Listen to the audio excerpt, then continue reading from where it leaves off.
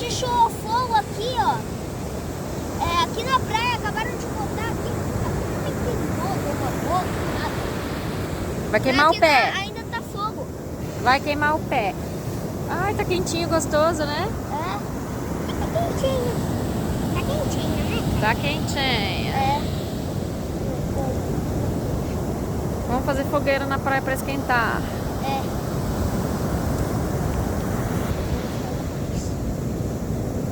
Olha que legal, o fogo, e aqui tá meio frio, mas o fogo ele só tá pegando desse jeito porque tá frio.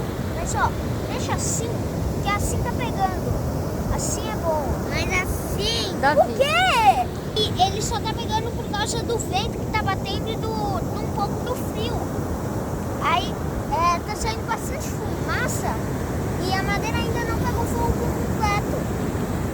E eles deixam assim sem medo, porque eu acho que é super desproporcional, porque aqui fica de vez em quando folha, graveto, e pode pegar, arrastar até aquele mato e pegar fogo. Tá bom. Para! Porque na praia, nesse frio, que sempre tá na praia quando a gente vem, aí é bom porque é quentinho e é legal ver o oxigênio queimando. Esse é o vídeo, se vocês gostaram, deixe um like, não esqueça de se inscrever no canal, não esqueça de nos seguir para ver mais vídeos sobre o nosso canal e falou!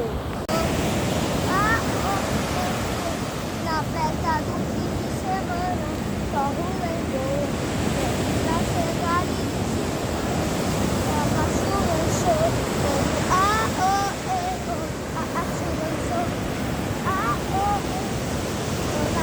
No fim de semana, só o lembrou, vai chegar e descentando. Ai, que buraco!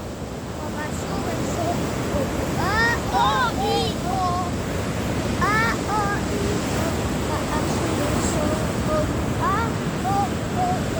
na festa do fim de semana, só o lembrou, vai chegar e descentando a copa.